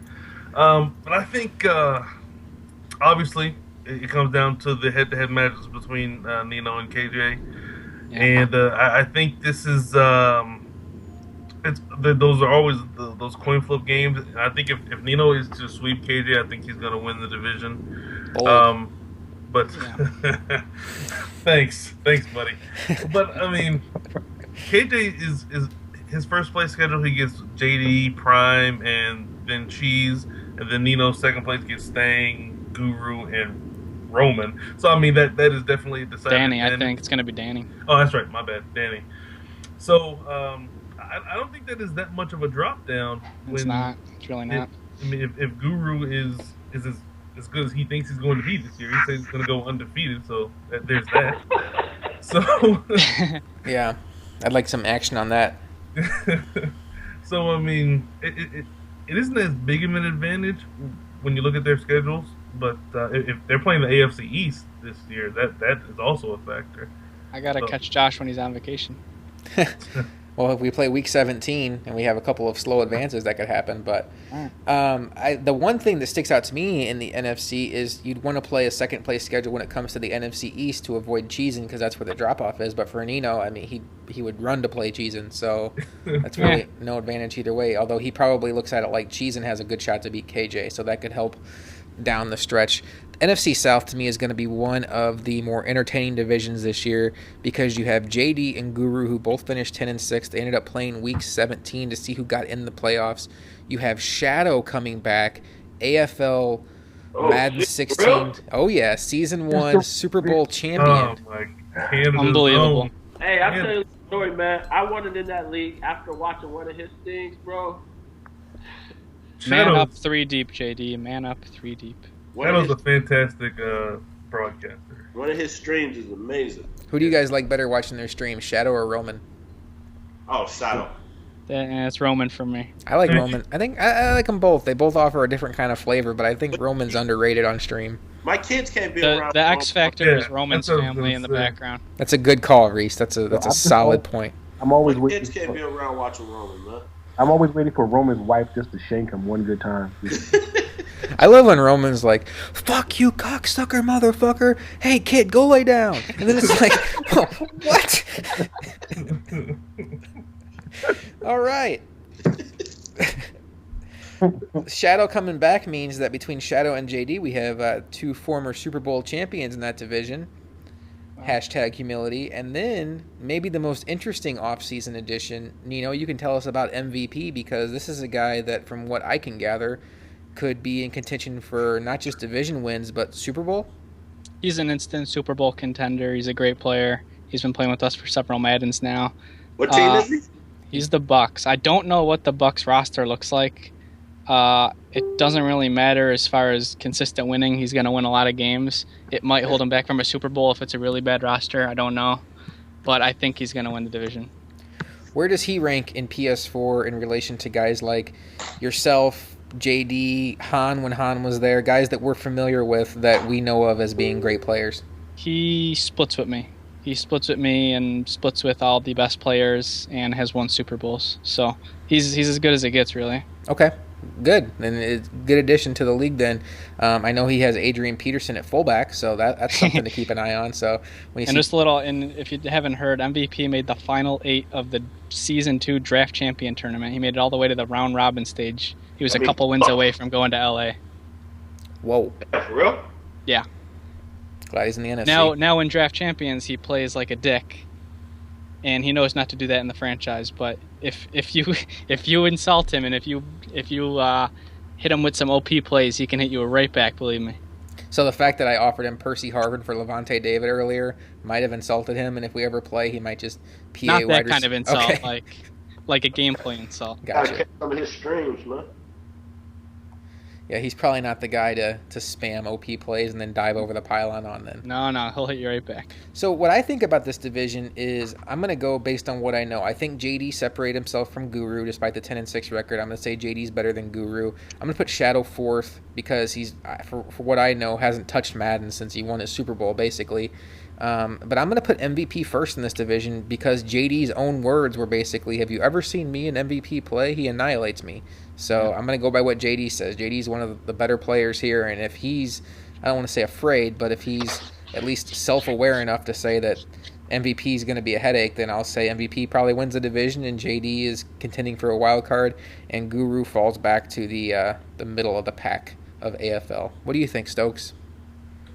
I think it's going to be very interesting to see MVP's matchups with Guru, because from the way Guru talks, it seems like he's got some stuff laying dormant that I think might leak out when he plays MVP. Because if he does something and then MVP counters with something that he knows, It'll be the Nano Bowl. Yeah, that's what I'm saying. I think that will be interesting to watch, to see who's I don't know, for lack of a better word, whose cheese is going to be the stinkiest. So when that happens, I think that's going to be interesting. But I would certainly, I'm going to go with JD just because I doubted him last year and he made me look bad. So I've got to go with him this time. Not hard to do. So Nino, who are you picking this division? I hate you very much. Well, MVP has a tendency to not be as engaged in other franchises, especially late in the year. But I think there's enough shit talkers in AFL to keep him going. And I think he's going to end up around 12 wins, which will win the division. And I don't even know what to make of the rest. It's just the NFC is just so crazy. What do you think, Reese? Well, JD's a past Super Bowl winner, right? Yep. I think when he's locked in, he's probably going to win that division. The way Nino talks about this other guy makes him think like he made the game or some shit. Guru, I like him, I love him, but I just hate those. Want some more of them? Dudes. Sorry, it was just Trying so hard. Those next gen dudes, to me, fuck up the game because they look for glitches and shit. But I think when he plays his game, he's tough. So I think if JD locks in, it's his division. If it's not, then it's a toss-up between this MVP dude and Guru. It's interesting about those guys that do the draft champions and the MUT and, the rank games and the Virgin Gaming and all that stuff, because is Virgin Gaming still a thing? I know it was a few years ago. Yeah, barely. Because when I did that stuff, like when I was super into MUT or when I was super into Virgin Gaming, my game in franchise mode tailed off, because in those games, you guys all know this if you've done it. I mean, I know Stokes has done these games, and I'm sure Nino has. You get in a game like that, you're not mixing up your play calls. You're running OP stuff down your opponent's throat. Like last year in Madden 15, I won so many MUT games just running PA wide receiver in all game long. I mean, or not PA wide receiver. What was the PA end around? PA That had to be the most OP play the last couple of years. Yeah. And then you cancel it, and that was wide open, and there was no other reason to run a play. But then you get into a sim type game where I would go scrimmage Sham just to kind of see where my sim game was, and Sham would pound me because it's like, all right, Sham, I'm gonna run PA end around. I don't know what else to do here. So for guys like MVP, guys like Han that have a good balance between it, I think it could be a very good tool. But for me, I think I have to almost step away from those games to really maximize my franchise ability. The thing about draft champions this year is the entire game is centered around not getting mossed on streaks. Mm-hmm. So MVPs might have like 5 deep zones in on a play in a franchise game where you don't have to worry about that. And he could have games where he gives up a lot of passing yards because of it. It's going to be interesting to see how what's going on. No, he gives up a lot of passing yards. You don't want to play me. And Sham, final thought on this division, NFC South? After really seeing how he played Nino, before the playoffs, when he's locked in, like Reese had said, when he's locked in, he's hard to beat. And that kind of. I'm not saying that he is not capable of beating Nino, but it was just kind of hard to believe the way he beat him. So JD. Yeah. So if he's locked in, I give him the division. Guru, even though I didn't bring him in, still my guy. I've never seen, even though the name sounds familiar, I've never seen MVP play. But it'll just be a good division to see. See how it plays out. And you have it's going to be good to see Guru go against somebody other than JD that is pretty much on Nino's level. I played him in Nino's league, and we split our 2 games. You wanted to call him the Vert King, and he wanted to call you the Strong Power King? Strong Power God versus Vert King, yeah. Fighting words, Stokes. Yeah. I don't think you necessarily agreed with that assessment, did you? No, of course not. My game is recorded, and anybody can watch it. So, whenever someone says something about the way I play, I don't want to say I'm above reproach, because I'm obviously not. But I want to think that I do my best as far as not running or overrunning certain things because I know how frustrating it is to have to defend things that are overpowered. So that's why I don't run verts. That's just my personal. I don't run verts. I don't run fullback dive. I don't run QB sneak. It's just not the things I do. I mean that's just my personal belief, and I don't really care if other people do it. It's just that's just kind of how I go about it. I mean, I've known Stokes since mid of Madden 12 when Han ironically brought him in, and we're getting some feedback from somebody's mic here, but this was a guy that refused to run the left side wide receiver fade when left side press was broken. So yeah. I agree with what you're saying. I know JD said he refuses to run fullback dive because it's so overpowered. So I mean, that's a testament to a guy like Stokes, JD, anybody like that. I don't have anything that I refuse to run. I mean, I won't run Mike Scrape because I think that would just be a clown show in a franchise game. But I don't even know if it still works or not. But I think if anybody had the guts to run Mike Scrape in a franchise game, how overpowered it was early in the year, it'd be kind of a joke. Speaking of jokes, let's talk about Roman and the NFC West. We have Prime at 11-5. We have Roman at 11-5. We have Danny Sanchez at 11-5, and the forgotten one, Bailey, at 6-10. I can't wait to see how this division shakes out. I love where Roman's game's at right now. I love where Danny Sanchez's game's at right now. Prime, to me, is always going to be a guy that pushes for double-digit wins, and Bailey, when he's around and not on vacation, is almost a lock to get double-digit wins. I think this division, you could stack these teams 1, 2, 3, 4 any which way, and it wouldn't surprise me. Based on what I've seen recently, I don't even know where I want to go with this. I think I might want to lean toward Bailey here because he's a guy that is probably motivated after having last season fall through his fingertips to come back and give one more shot here. He hasn't made a Super Bowl in Madden 16 with the exception of, the second one against Stokes, so it's been a while for him. He's a guy that usually makes a couple bowls every Madden, so, I don't know. I couldn't pick any of these teams with any kind of confidence. I guess I would pick Bailey. I think Prime is good. Sanchez, to me, made the NFC title game and was with an eyelash of making the Super Bowl. So I guess the one guy that he's going to think I'm picking on him, which I always tend to do, but I really like him. I think Roman would probably surprise me the most if he won it, but I think he's going to be right there in the mix. So what do you think, Stokes? I love Roman's newfound confidence, even though he got a few forces. But I like that. I like the fact that he's very confident in his game, and that goes a long way when it comes to this game. So I think instead of being maybe nervous facing guys like Prime or Bailey, I think he's going to be more confident, and that might make the difference between him being the fourth and third to being second. I don't think he's going to win the division. But I think that he's going to be extra motivated because of his heartbreaking playoff miss. I think Prime. Damn it, this is difficult. I don't think any of these teams are getting a bye. I think they're going to beat up on each other. No, I don't think this division is. I don't think this division is difficult as you think it is. I think if Bailey's around, he's winning it. Prime's probably going to push him forward if he doesn't. Danny's good, but I don't think he's better than Prime or Scott, and even if they're all locked in, Roman still comes in last in my opinion.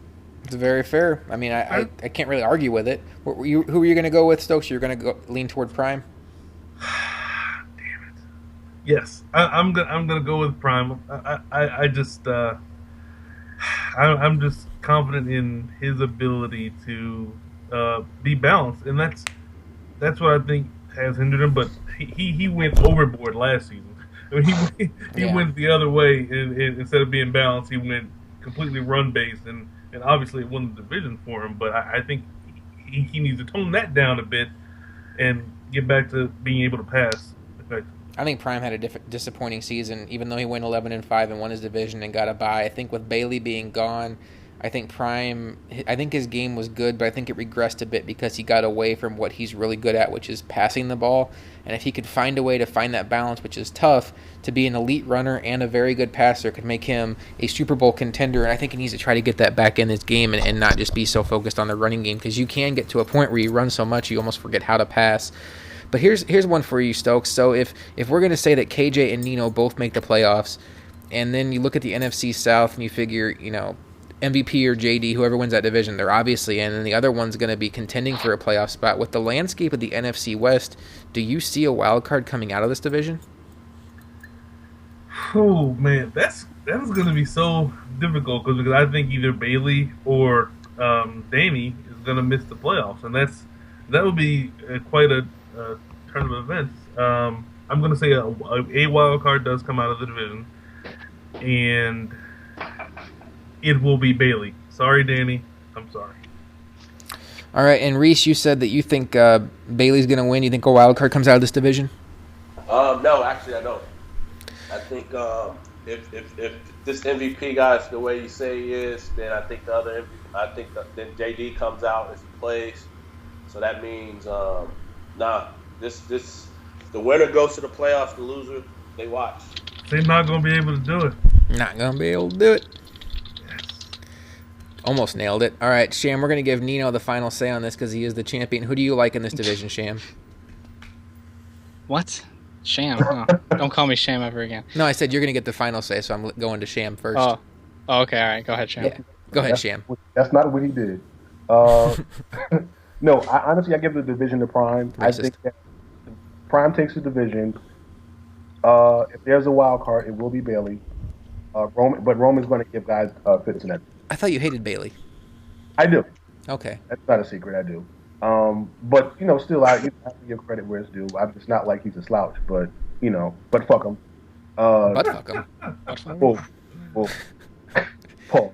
No, but Roman will give guys fits in that division. I think that he finishes over 500, but Prime takes that division.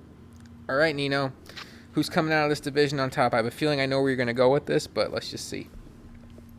This division is not going to have room for a wild card, I don't think. They're going to beat each other up too much. I think the winner of the division is only going to have 10 or 11 wins, and if second place has 10 wins, I don't think 10 wins is going to do it. So I'm going to pick Danny to win the division. Whoa. What a surprise. Didn't surprise me. Hey, shut up, Pond Tree. Maybe it's just because he plays me really well, but I just think he's the best player in this division. Not by much, but I think he is. Bailey, I think the rust is going to get to him a little too much. He might pick up a couple early season losses, and you can't pick up early season losses in this division. Roman, I don't think his defense is all there yet, and I think he's going to fall back to like 7 wins. And Prime, he'd be my second choice. He's right there with Danny, and it's going to come if either of them sweep each other. I think that you got your division winner. There you go. And I think a lot, whether this division has a wild card or not, could come down to something Nino said about MVP. If he's locked in and plays all 16 games, it could be tough. But if he's just kind of half in, plays 12 games, gets 4 forced losses, then maybe it opens the door for a team to get a wild card out of a division where all 6 of your division games are super tough. Guys, let's go ahead and predict who's going to be in the Super Bowl. Guys from the AFC are going to pick the NFC team, and guys from the NFC are going to pick the AFC team because we're all cocky assholes and we would pick ourselves. So let's start with the NFC guys picking the AFC, and we only have one NFC guy on the phone right now, so makes it easy. Nino, who's coming out of the AFC this year? Well, the Joshification, I'm not going to pick you this time just because of that. And let's see. So Stokes versus Joker in the championship game. Man, I pick Joker every single year for the last 30 years. And I guess I'm just going to stick with that. Why not? Stokes is just awful right now. He's an embarrassment. Yeah. Out of his prime for sure. I've heard his wife's actually thinking about leaving him because he's playing so bad right now. Can't blame her. Are you overhearing my conversation? Stokes, I'll give you the first chance to fire a shot back at Nino. Who's coming out of the NFC this year? All right, hot take. Nino's not making the play. No, I'm just. I'm making the playoffs. I would never let myself miss the playoffs. I am going to pick. You know what? Cheesin is going to the Super Bowl. He is going to exercise all the demons, and he's going to the Super Bowl. Yes, Yes, he's exercising the demons. He's gonna make it to the Super Bowl. I think he's going to avoid KJ and Nino. I think he's gonna end up facing Prime or JD in the second round, and then who's he playing? Wait a minute. You can't put Cheeseman in the second round. Who's he playing in the first round? I'm gonna say Cheeseman is gonna heed my words, and he's gonna go all out for the bye, and he's gonna get the bye, and then he's gonna end up facing JD or Prime in the second round, and then he's gonna beat them, and then he'll end up facing Guru. No. He's gonna face Nino in the NFC Championship, and he's gonna beat Nino because that's just gonna make the storybook NFC ending for him. I'd love to see it. I wouldn't bet on it. I'm gonna have to take him aside before his game with Nino and try to pump him up and tell him Nino's just a guy. He's just a guy. You cut him, he bleeds. That's right. All right, Reese, who do you like coming out of the NFC? I mean, the obvious choice would be Nino, but I think honestly it's going to be KJ this year. Second place schedule parlays itself probably into a bye. That's it. Or no, he'll have a first place schedule. But the team that's finished the second in the NFC North has gone on to represent the NFC in the Super Bowl. So maybe that's what you're thinking along those lines. Sham, who are you going to pick in this one? Cheeseman or Prime? Because we know you're going to pick one of them. Actually, well, yeah. I mean, well, first of all, Sham's always picking his buddies. Fuck Country and fuck Nino. That's fair. Sham, Nino's right there. Hey, listen. I got to be straight across the board. Get off the D line. Pick either of those guys. I am gonna pick. If Danny makes the playoffs, I'm going to say Danny makes it to the Super Bowl. Interesting. I'm going to break the rules, guys. I know I said that AFC teams can't pick AFC teams, but I'm going to go ahead and tell you what I think the Super Bowl matchup's going to be.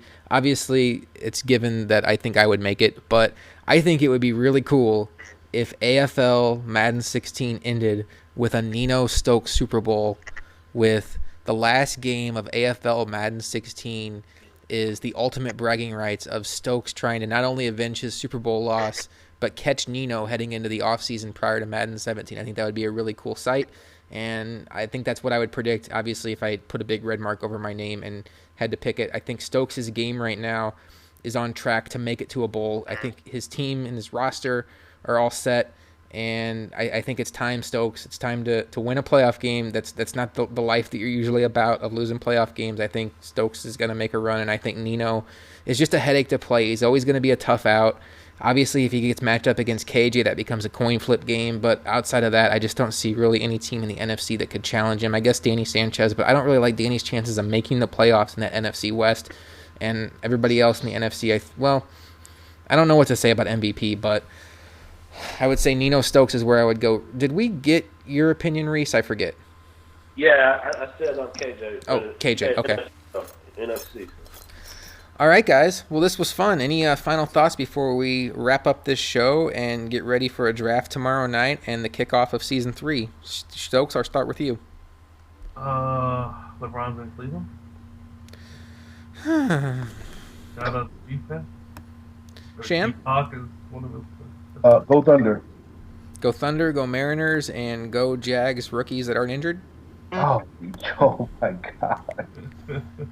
Oh, that hurt, buddy. That hurt. Hey, I feel your pain, Shaq Lawson. Hey, Stokes, 3 Bills fans on one podcast. Go Bills. That's wonderful. Go Bills, indeed. Go Bills, indeed. I'm going to... this is the year. I'm going to the Bills game October 30th. Bills-Patriots. Nino. Is that in Buffalo? Sure. That's Florida State North up there. I love Sunday Ticket too much. I'm not going. Oh, excuse me, sir. Jeez. Sorry, just saying. Won't see you there. I feel like that's going to be a bad experience for you, Stokes. What? You're gonna go to the Ralph. It's gonna be about 40% Patriot fans. Brady's gonna do what Brady does when he comes to the Ralph and put up about 35 points. This is the time. No, If not now, when? The time is week 4 when Jimmy Garoppolo is playing. That's when their time is. Yeah. I don't know. I'm in kind of a funk right now with the Bills. It's not because of the playoff drought. It's just the Watkins foot injury and then the Shaq Lawson injury, and it's just, I don't know, man. I need something to go right here this offseason because I'm not liking the vibe. Reese, it was nice having you on this podcast, man. What any final thoughts before we get ready for season 3? No, man, I think you guys do a hell of a job keeping this shit up and running. Anybody out there listening, don't take me personal because I don't take you guys personal. And let's keep that shit going. All right, Sham. Anybody you want to say fuck off to tonight before you get off here? Oh, wait, you already had your parting shots, but I guess I can give you some more. I need to get more organized here. You know what? A parting fuck you to Guru. To Guru. Guru, okay. Gotta have the parting fuck you. You know, he's my guy, but today he was just in rare form, and I just couldn't even say that was my guy, but he was in rare form today. So. I must have been really busy at work. I didn't see anything going on the page. I need to catch up on that before I go. It was happening in the replies. Okay, all right, I'll hunt those down. I have a nose for the fests, but if you guys want to tag me there, that would be much appreciated. My final thoughts are, guys, I really appreciate everybody's activity level.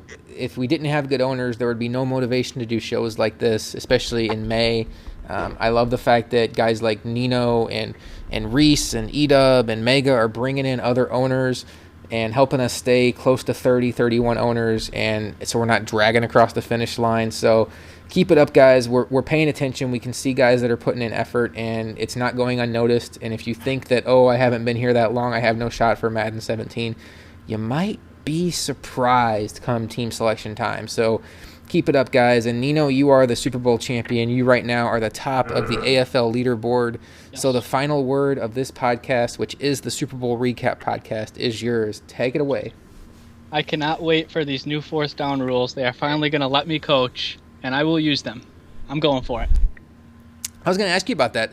What would you have made any different rules outside of just flat out let them coach? I really don't believe in fourth down rules. I know we've been over this, and I'm the minority. But to me, fourth down rules Edub and Roman are the minority.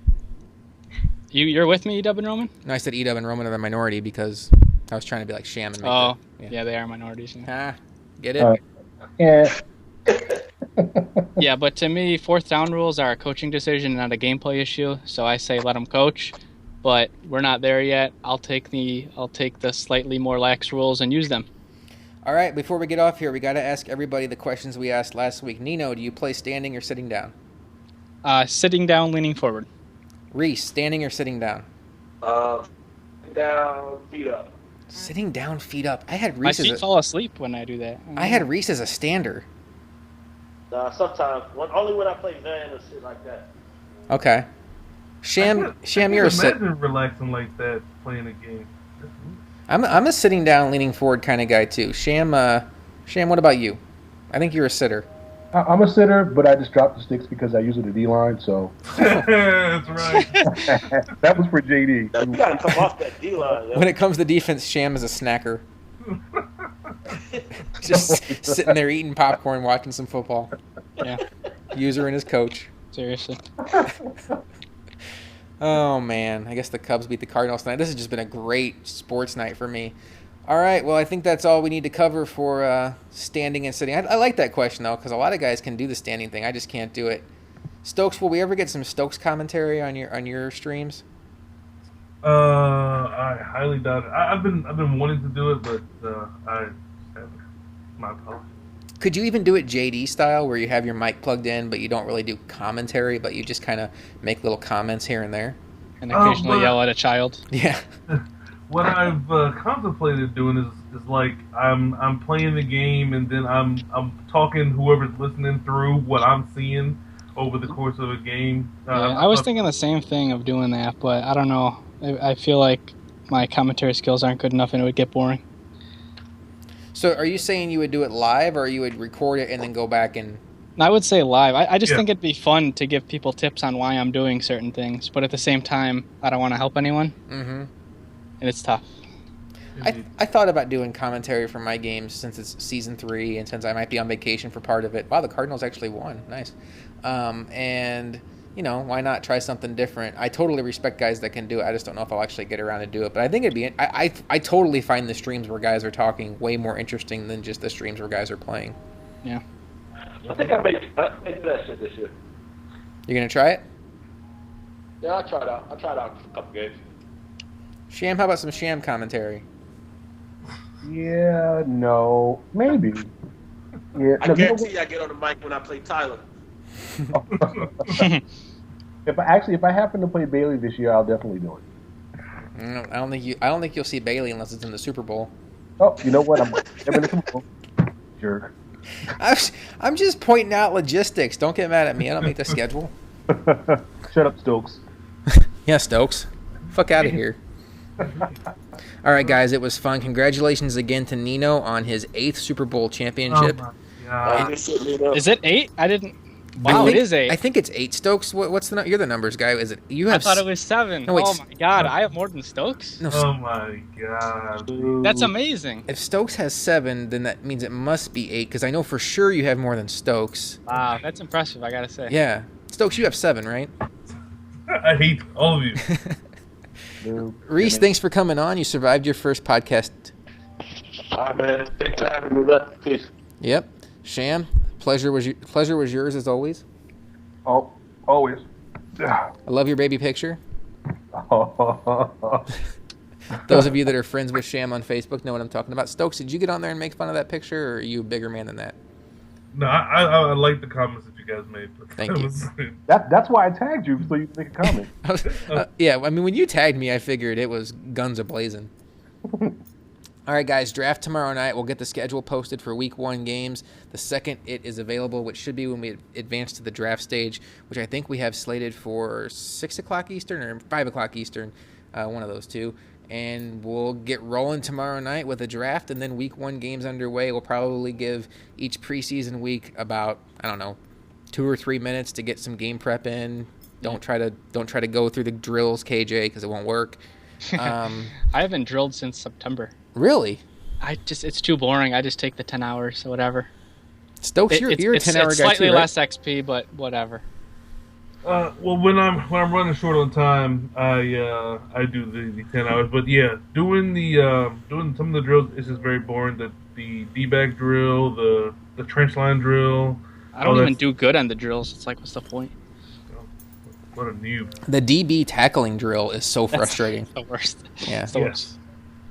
I figured out a way to do it pretty well, but it is pretty. You have to line up your hit stick perfectly, and if you do, you can get them down every time. But Well, on the tosses, if you just strafe, you'll get him to the sideline, and even if he breaks the tackle, he'll go out of bounds, and it'll count as a tackle. I just realized that the shadow picture of Corey Grant's face has been the background for this podcast for like the last half hour. So there's that, Stokes. It's not a Super Bowl trophy, but it's about as good as it'll get right now for you. Corey Grant, the man. All right, guys. AFL, thanks for listening. For Nino, Sham, Reese, Edub, Stokes, this is Josh. We'll talk to you next time. See you guys in about a month.